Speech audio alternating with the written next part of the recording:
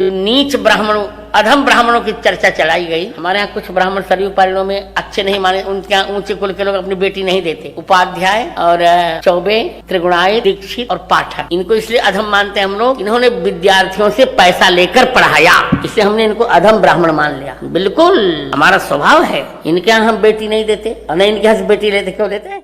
निंदनीय वक्तव्य दिया जो कि इनकी पुरानी वृत्ति रही है कि उपाध्याय और पांडे, चौबे इत्यादि पदवाच्यों का इन्होंने संस्मरण करते हुए कहा ये सब अधम ब्राह्मण होते हैं, इनसे रोटी बेटी भी हम लोग नहीं करते। तो मुझे बड़ी हंसी आई इस बात पर। अच्छा, जो आयोजक थे वो भी उपाध्याय ब्राह्मण परिवार से ही हैं, तो फिर बाद में संभवतः इन्होंने समन्वय करके कहा कि नहीं, हम तो सरयू पारण ब्राह्मणों को कह रहे थे, आप तो सनाढ़े वाले हैं, ऐसी कोई बात। तो उस स्थिति में ये चौबे और उपाध्याय और मिश्र तो खैर स्वयं है, मिश्र तो बोलेंगे नहीं है, चौबे उपाध्याय पांडे लोगों से इनको क्या दिक्कत हो गई भाई? क्या चौबे उपाध्याय पांडे को ये हिंदू नहीं मानते? सभी हिंदू, जब सभी हिंदू से रोटी बेटी कर सकते हैं इनके मत में, और ये करवाएंगे, इसी के लिए इनको भगवान ने भेजा है, तो फिर उपाध्याय और चौबे लोगों से इनको क्या समस्या हो? और मुझे तो एक सूचना यह भी मिली है कि हाल फिलहाल में ही इन्होंने अपने सगे भतीजे का या किसी वैसे निकट संबंधी का विवाह चौबे परिवार में ही करवाया है, वहीं की बहू लेकर आए हैं। प्रोफेसर हरिनारायण तिवारी जी ने, जो वाराणसी वाले जो हैं, उनका मैंने वक्तव्य देखा था, उसमें उन्होंने कहा कि ये ब्राह्मणों की निंदा करते रहते हैं, ब्राह्मणों को तिरस्कृत करते रहते हैं, और भी बहुत से लोगों से मैंने ये सुना है।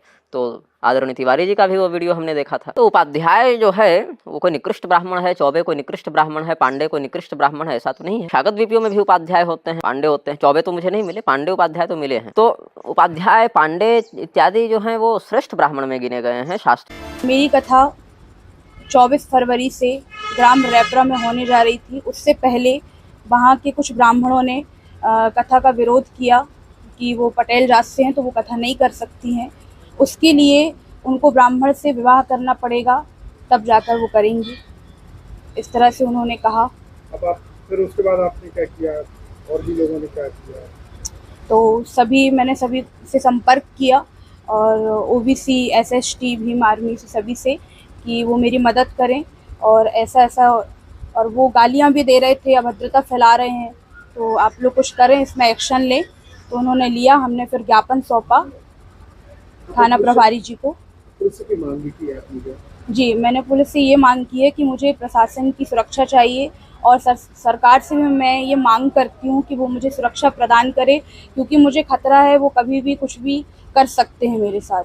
इस विवाद को लेकर दलित पिछड़ा वर्ग और अन्य संगठनों में आक्रोश दिखा है। SC, ST, OBC महासभा और भीम आर्मी ने मिलकर इस मुद्दे को उठाया और पुलिस से कड़ी कार्रवाई की मांग की है।